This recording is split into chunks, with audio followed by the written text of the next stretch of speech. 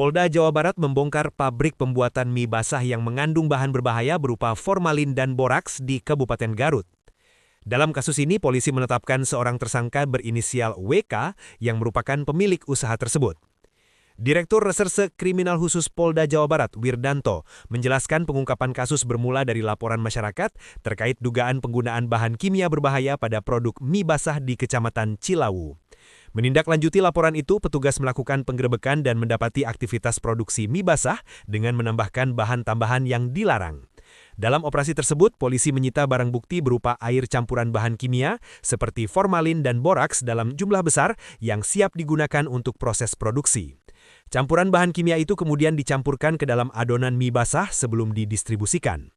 Berdasarkan hasil penyelidikan, tersangka mampu memproduksi sekitar 7 kuintal atau hampir 1 ton mie basah per hari. Dari aktivitas tersebut, WK memperoleh keuntungan sekitar Rp600.000 hingga Rp700.000 per hari atau setara Rp21 juta per bulan. Selama 8 bulan beroperasi, total keuntungan yang diraup tersangka mencapai hampir Rp200 juta. Wirdanto menambahkan WK merupakan residivis dalam kasus serupa.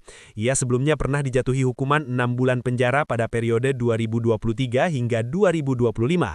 Setelah bebas pada Juli 2025, tersangka kembali menjalankan praktik yang sama di lokasi berbeda dan tercatat telah berpindah-pindah tempat sebanyak 5 kali di wilayah Kabupaten Garut untuk menghindari kejaran petugas.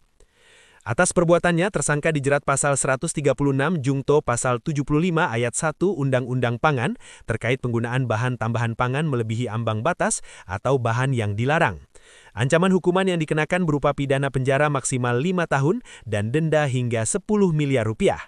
Untuk itu, masyarakat diimbau untuk lebih berhati-hati saat membeli mie basah di pasaran dengan memperhatikan kondisi fisik produk seperti tekstur yang terlalu kenyal, tidak mudah basi, atau beraroma menyengat yang tidak wajar karena bisa menjadi indikasi penggunaan bahan berbahaya seperti formalin dan boraks.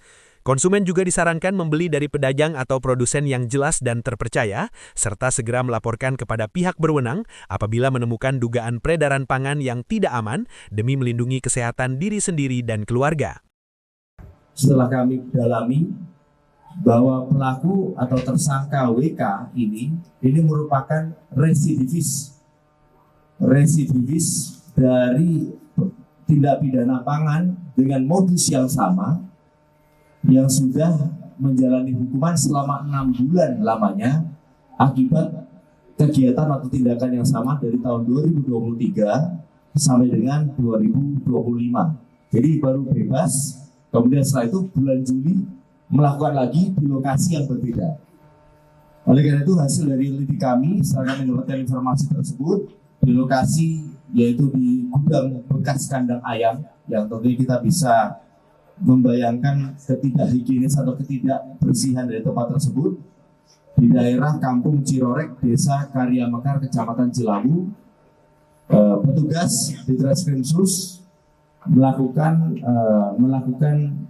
langkah penangkapan atau penggerebekan di lokasi yang di situ ternyata sedang terjadi kegiatan pemrosesan.